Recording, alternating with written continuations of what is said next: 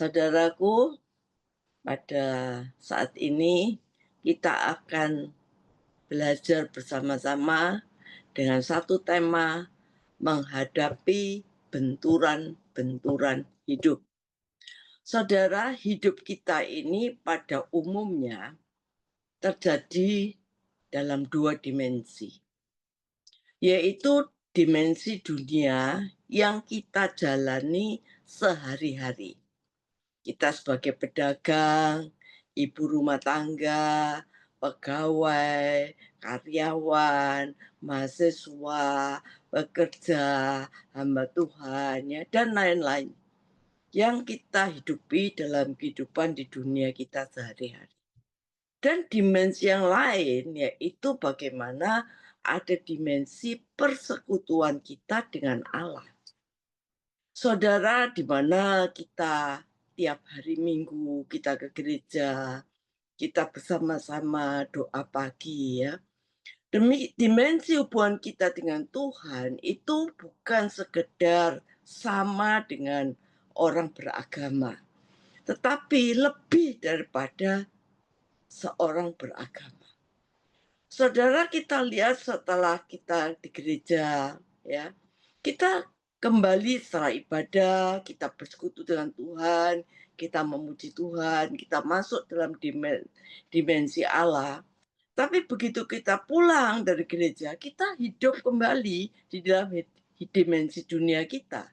Sebagai pedagang, ibu rumah tangga, dengan dinamikanya, dengan segala persoalannya, dengan turun naiknya persoalan, dengan bermacam-macam benturan-benturan yang terjadi, dengan berbagai fakta-fakta, keadaan-keadaan yang terjadi di dalam hidup kita, yang keadaannya kadang-kadang tidak sesuai dengan keadaan janji firman Tuhan.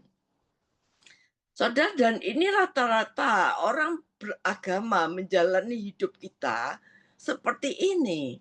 Tapi seharusnya kita tidak boleh dalam keadaan perjalanan dua dimensi atau dualisme seperti ini. Di gereja kita dengan firman Tuhan, jangan nipu, kasihanilah musuhmu ya. Tapi di luar kita berkelahi, kita sakit hati, kita dendam, kita nggak bisa mengampuni ya. Jadi yang saya maksud dinamika hidup bersama Tuhan itu tidak terpisah dengan apa yang ada dalam dunia kita sehari-hari. Kehidupan Tuhan itu harus nyata di dalam kehidupan kita sehari-hari. Dan Tuhan harus menjadi fokus daripada hidup kita. Fokus hidup kita. Saudara, kegagalan dan keberhasilan kita itu sangat ditentukan oleh fokus hidup kita. Seringkali fokus kita itu kepada apa yang akan kita capai. Seringkali fokus kita kepada apa yang akan kita kerjakan. Sering fokus kita kepada keberhasilan kita di dunia ini. Itu tidak salah. Tapi untuk mencapai semuanya, kita harus melibatkan satu fokus yang terutama, yaitu Tuhan di dalam hidup kita. Karena di dunia ini kita akan mendapatkan benturan-benturan antara kenyataan janji Tuhan yang kadang-kadang meragukan fokus kita. Padahal kegagalan dan keberhasilan kita ini tergantung dari fokus kita. Fokus kita kepada Tuhan itu akan membuat mata hati saudara melihat Tuhan secara benar. Kalau kita fokus kepada Tuhan, maka mata rohani kita ini akan melihat Tuhan secara benar. Banyak kali kita tidak bisa melihat Tuhan secara benar karena fokus kita tidak kepada Tuhan. Fokus kita kepada masalah kita. Apa yang akan kita capai 10 tahun, 15 tahun yang akan datang. Sehingga kita tidak bisa melihat Tuhan, tapi kita melihat peristiwa-peristiwa, kejadian-kejadian, fakta-fakta yang kita alami yang sangat berbeda dengan janji Tuhan. Jadi fokusnya kepada Tuhan itu akan melihat Tuhan yang benar. Satu-satunya Allah yang luar biasa. Saudara, kita contoh ya, kita ambil dari sebuah nabi, Nabi Yesaya. Di dalam Yesaya 1-5 dikatakan, dalam tahun matinya Raja Uzia, aku melihat Tuhan duduk di atas takhta yang tinggi dan menjulang, dan ujung jubahnya memenuhi bait suci. Para serafim berdiri di sebelahnya, masing-masing mempunyai 6 sayap. 2 sayap dipakai untuk menutupi muka mereka, 2 sayap dipakai untuk menutupi kaki mereka, 2 sayap dipakai untuk melayang-layang. Ayat 3. Mereka berseru pada seorang, katanya, kudus, kudus, kuduslah Tuhan semesta alam, seluruh bumi penuh dengan kemuliaannya. Maka bergoyanglah alas ambang pintu disebabkan suara orang yang berseru itu, dan rumah itu pun penuhlah dengan asap. Ayat yang kelima yang perlu kita perhatikan. Lalu kataku, celakalah aku binasa, sebab aku ini seorang yang najis bibir, dan aku tinggal di tengah-tengah bangsa yang najis bibir. Namun mataku telah melihat sang raja, yakni Tuhan semesta alam. Saudara, yang bicara ini Nabi Yesaya. Nabi Yesaya ini bukan nabi ecek-ecek ya. Nabi Yesaya ini bukan nabi sembarangan, nabi yang besar. Sementara dia melihat dirinya seorang yang najis bibir. Dia melihat orang di sekitarnya yang dilayani najis bibir. Tetapi dia berkata, tapi mataku telah melihat Tuhan semesta alam. Saudara, sangat menarik karena sudah 5 pasal dilewati oleh Yesaya. Dalam 5 pasal Yesaya melayani Tuhan, menyampaikan pesan-pesan Tuhan sebagai seorang nabi. Tetapi matanya belum melihat Tuhan secara jelas. Sampai pasal 6 matanya baru melihat Tuhan, yaitu sejak matinya Raja Uzia. 5 pasal saudara menggambarkan bagaimana kita melayani di dalam Tuhan. 5 pasal sama seperti kita mungkin bisa menggambarkan 30 tahun kita menjadi orang Kristen. Tapi sayang, kita tidak bisa melihat keadaan kita. Kita tidak bisa melihat diri kita. Kita tidak bisa melihat siapa kita sampai kita bisa melihat Tuhan. Oleh karena itu, Bapak, Ibu, Saudara sekalian, bertahun-tahun kita bisa jadi orang Kristen. Bertahun-tahun kita bisa ada dalam gereja. Tapi sementara kita tidak bisa mengetahui siapa kita sebenarnya. Ini mengenaskan, saudara. Yang menarik perhatian setelah pasal 6, dia baru tahu kalau dia ini 5 fasa melayani Tuhan. 5 fasa dia memberitakan firman Tuhan. Tetapi pasal 6 dia baru tahu siapa dia. Yaitu dia seorang yang najis bibir. Bayangkan sudah 5 fasa dia melayani Tuhan. Dia tidak pernah tahu kalau dia najis bibir. Kapan dia mulai tahu dirinya? Ketika dia mulai bisa melihat Tuhan. Banyak kali kita tidak fokus ke Tuhan. Kita sering fokus ke lain. Kita tidak tahu siapa diri kita. Sampai kita bisa melihat Tuhan. Maka Tuhan bisa kasih tahu siapa diri kita. Saudara, biarlah pada pagi hari ini, sebagai filter dalam hati kita, kita mau sungguh-sungguh fokus dan melihat Tuhan. Saudara, menarik kalau kita baca ayat selanjutnya. Serafim mengambil, dikatakan sempit, lalu kemudian bara api membuat kudus mulutnya. Saudara, terjadi transformasi. Oleh karena itu, kalau saudara mau melihat diri saudara diubahkan oleh Tuhan, mata saudara harus tetap fokus kepada Tuhan.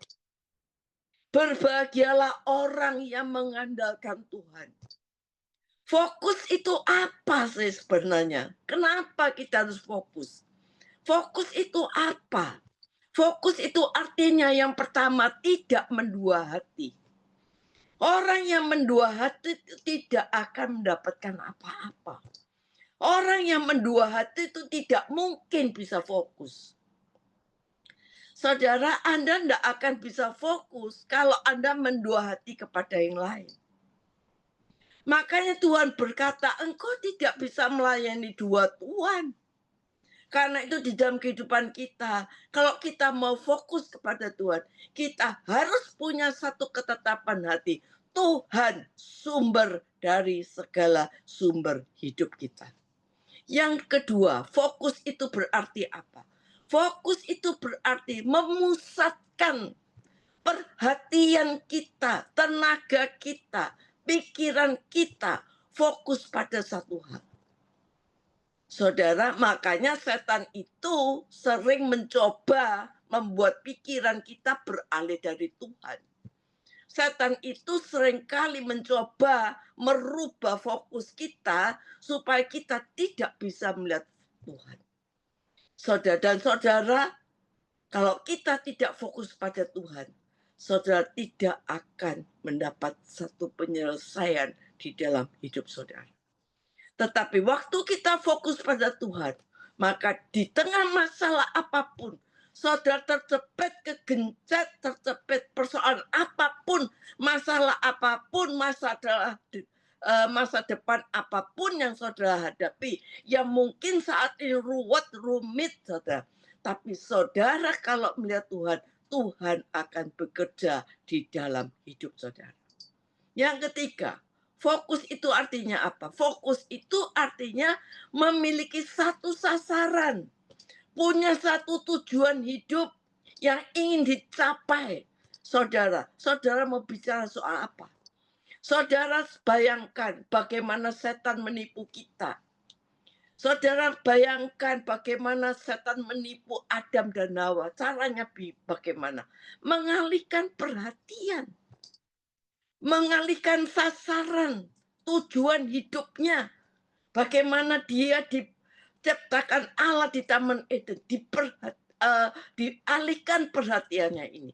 Setan mencoba, dunia mencoba membuat pandangan saudara tidak kepada Tuhan. Dunia dengan segala macam media, gadget semua mengalihkan pandangan kita untuk kita mengurangi fokus kita pada Tuhan. Ketika Adam dan Hawa jatuh dalam dosa, dia menyembunyikan dirinya. Ketika dia menyembunyikan diri, ada satu ayat yang menarik. Tuhan berkata, Adam, Adam, di manakah engkau berada? Apakah Tuhan tidak tahu di mana Adam berada? Tuhan tahu di mana Adam berada.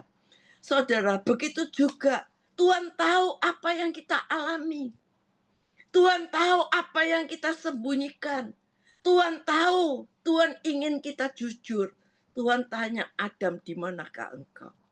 Karena Tuhan ingin Adam jujur. Dan Adam berkata, aku sembunyi karena aku takut, karena aku telanjang. Tuhan berkata, siapa yang kasih tahu kamu kalau kamu telanjang? Siapa yang kasih tahu kamu kalau kamu telanjang? Tentu ada pihak lain. Ada iblis yang ada di taman itu selain Tuhan.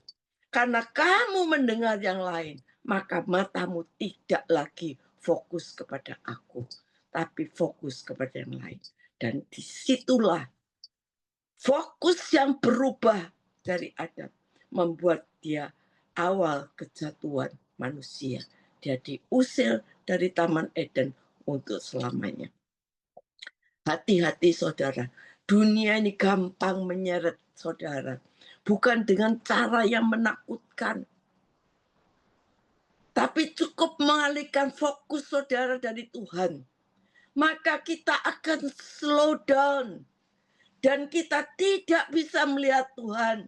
Kita tidak bisa melihat tangan Tuhan bekerja menolong kita.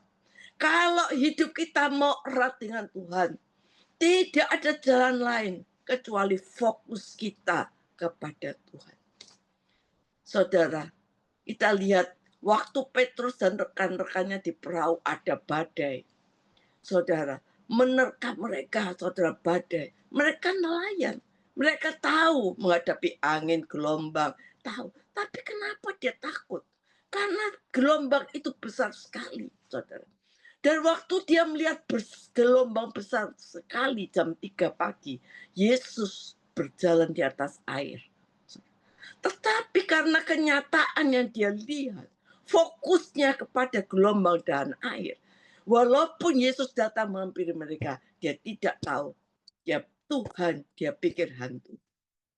Tuhan yang real datang, nyata-nyata datang pada mereka di tengah-tengah gelombang yang besar. Fokus mereka pada gelombang, kepada keadaan, saudara. Sehingga dia tidak nyata fokus pada Tuhan. Dan dia bilang, ini hantu. Dan Yesus berkata, mari. Saat itu fokusnya mulai dirubahkan. Sehingga Petrus bisa berjalan di atas air. Tetapi dalam cerita yang sama, dalam peristiwa yang sama, sampai di satu titik waktu dalam perjalanan, dia mulai merasa kembali angin badai datang. Dia mulai fokusnya lihat kepada gelombang itu, saudara, dan akhirnya dia tenggelam.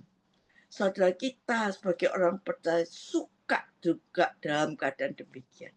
Kita suka terobang-ambing fokus kita. Sehingga kadang-kadang kita bisa salah, kita bisa naik turun, kita bisa gagal, kita bisa rugi, kita bisa tenggelam, kita bisa turun naik hidup kita, saudara. Karena fokus kita berganti-ganti. Lihat keadaan, lihat Tuhan, lihat keadaan, lihat Tuhan.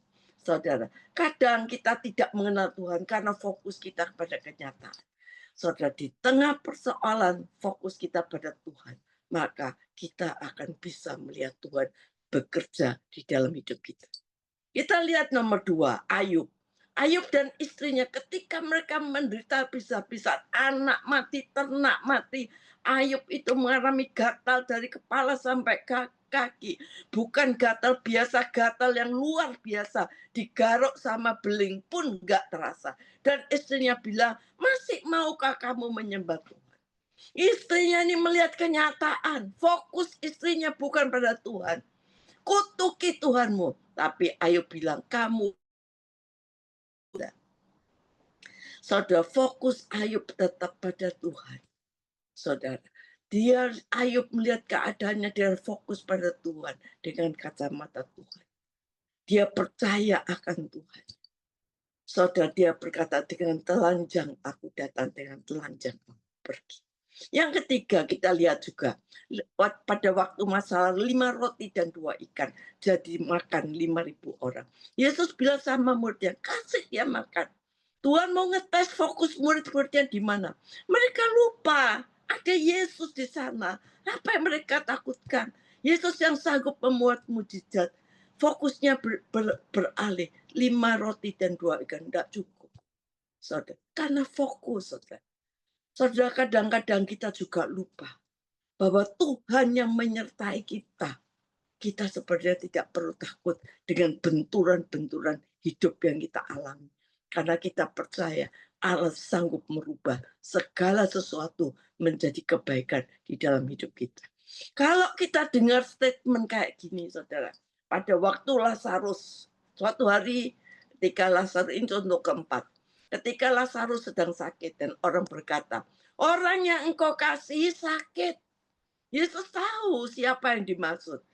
Yesus bilang, penyakit orang ini tidak membawa kematian. Tapi justru lewat penyakit ini anak Allah akan dipermuliakan.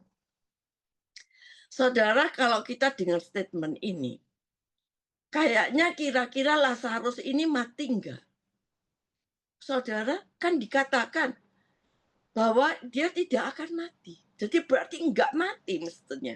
Tapi kenyataannya Lazarus ini mati, saudara. Dan orang cuma tahu Lazarus mati, titik sampai di situ. Tapi Yesus tahu ada kebangkitan di tengah-tengah kematian. Saudara, karena itu kalau fokus kita pada Tuhan, saudara tidak perlu berkata, aduh ini ujung hidup saya. Saya sudah nggak bisa, ini ujung hidup saya. Ini sudah nasib saya. No hope, nggak mungkin, ini sudah nggak bisa. Saudara, no. Masih ada harapan di depan saudara. Mungkin keadaan saudara ada yang lebih baik, lagi diberkati. Sebagian kita keadaannya lebih susah beneran, hidup kita berat, doa belum dijawab, masa depan tidak tahu. Kadang Tuhan izinkan terjadi untuk menguji fokus kita tuh kepada siapa. Waktu kita diberkati, fokus kita kemana? Waktu kita susah, fokus kita kemana? Saudara, apapun yang terjadi dalam hidup kita, fokuslah pada Tuhan. Saudara, kadang kita menilai Tuhan dari keadaan kita. Kalau keadaan kita baik, kita bilang Tuhan itu baik. Waktu kita keadaan buruk, kita kecewa pada Tuhan. Saudara, tetaplah fokus pada Tuhan. Contoh lagi, bangsa Israel di padang gurun. Kelihatan sudah dia tidak bisa lihat Tuhan. Bangsa Israel teriak, emangnya kurang kuburan di Mesir. Sementara mereka teriak-teriak, dia tidak ada fokus pada Tuhan. Saudara, tidak ada fokus pada Tuhan. Makanya Musa berkata pada bangsa Israel, jangan takut. Karena Musa orang yang sungguh-sungguh pernah berhadapan muka dengan Tuhan. Dia berkata, jangan takut, lihat keselamatan yang dari Tuhan. Hari ini, bangsa Mesir yang kau lihat, tidak akan kau lihat lagi untuk selama-lamanya. Karena apa? Fokus Musa kepada Tuhan. Walaupun kenyataannya jelek, tapi dia punya fokus pada Tuhan. Dia berkata, tidak akan dilihat lagi. Saudara, mungkin saat ini, saudara menghadapi benturan-benturan hidup. Percayalah, hari ini tidak akan saudara lihat lagi untuk selama-lamanya. Saya mendorong saudara di tengah persoalan paling sulit, fokuslah pada Tuhan. Satu hari Abraham 90 tahun, hampir 100 tahun usianya, nggak punya anak, istri sudah menopause, dia ada di dalam tenda. Yang dia lihat cuma Eliezer, pembantunya, dan Sarah istrinya dan dirinya. Dan Tuhan melihat Abraham itu menanti janji Tuhan. Oleh karena itu Tuhan mengajak Abraham mengubah fokusnya. Ya, fokusnya diubah. Dikatakan diajak keluar dari tenda dan waktu keluar dilihat apa yang kau lihat itu bintang. Bisa ngitung enggak bintang itu? Artinya pada waktu itu bintang disuruh ngitung, enggak bisa, saudara. Lalu Abraham tahu, dia percaya pada Tuhan. Saudara, kalau fokus kita pada Tuhan, kita punya iman, kita punya pengharapan. Pengharapan tidak pernah mengecewakan. Karena dalam Tuhan itu tidak ada yang mustahil. Makanya Abraham percaya. Saudara, dalam hidup ini mungkin situasi kita kayaknya begitu berat. Pernah alami, saudara, keadaan yang begitu berat, saudara? Saya 45 tahun ikut Tuhan. Bukannya jalan yang smooth semuanya. Saya pernah mengalami saat-saat yang begitu berat berulang-ulang, saudara. Pernah saya alami hidup susah. Tapi saya mau fokus kepada Tuhan. Kadang-kadang mau fokus pada Tuhan di saat-saat kita mengalami hidup susah. Itu susah loh saudara, susah. Karena kenyataan ini nyata yang kita lihat. Tapi kalau kita melatih diri kita untuk fokus pada Tuhan. Seperti firman Tuhan katakan, latihlah dirimu beribadah. Saudara, kalau kita mau melatih, saudara, kita tahu cara Tuhan menyelesaikan masalah kita. Kita nggak bisa tahu, walaupun kita melihat kenyataan, kita mau berpikir 1001 malam untuk bagaimana kenyataan kita bisa selesai. Nggak bisa selesai. Kita nggak mungkin bisa menyelesaikan masalah kita. Penderitaan yang kita alami, saudara, nggak akan bisa. Tetapi kalau bersama Tuhan, dia sanggup menolong kita. Dia penolong dalam kesesakan. Sungguh sangat terbukti. Saudara, penderitaan yang kita alami tidak ada apa-apanya dengan kemuliaan kemenangan yang sudah Tuhan berikan. Dia tidak pernah mempermalukan kita. Di tengah situasi yang sulit, percaya Tuhan itu setia. Kita lihat bagaimana Gideon di masa sulit, dia disembunyikan orang tuanya. Dia orang yang takut, saudara, menghadapi semuanya itu. Saudara, tapi Tuhan berkata, Gideon, engkau pahlawan yang gagah perkasa. Nah, saat dia ketemu Tuhan, dia baru tahu siapa dirinya. Dan yang menarik, dia keluar dari gua persembunyiannya. Dia tiup sangkakala, 32.000 tentara datang pada dia.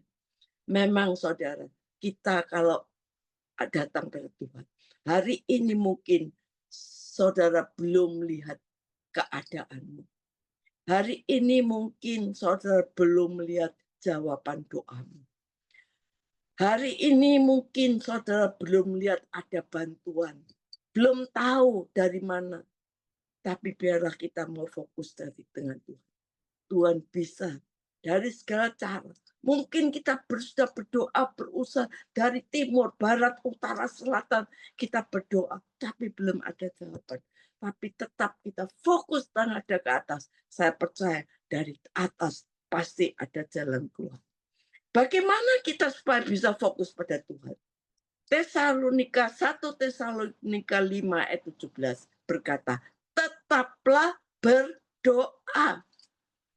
Waktu kita berdoa itu kita fokus kepada Tuhan. Kenapa kita suruh tetaplah berdoa? Karena waktu kita berdoa fokus kita pasti sama Tuhan. Dan kalau kita fokus pada Tuhan, Tuhan tahu penyelesaiannya. Saudara, apa artinya dalam 1 Tesalonika 5:17? Tetaplah berdoa. Artinya konsisten. Ada masalah, nggak ada masalah, tetap berdoa. Yang kedua, kita perlu membaca, merenungkan firman. Bukan membaca firman dengan tergesa-gesa, tapi renungkan firman. Yang ketiga, percayalah, saudara. Ketika kita percaya, saudara, iman kita nggak mudah goncang. Mungkin sebagian dari kita sedang ada masalah. Saudara doa bertalu-talu, lama belum dijawab. Karena belum waktunya Tuhan. Abraham dijanjikan anak 1/4 abad. Tuhan mengulurkan tangannya. Saudara percaya apapun terjadi dalam kehidupan kita. Seakan-akan Tuhan tidak ada. Tapi percaya dia pasti tolong kita. Saudara tidak perlu takut. Pasti fokus pada Tuhan. Maka Tuhan Allah ikut bekerja mendatangkan kebaikan bagi setiap orang yang mengasihi dia. Amin.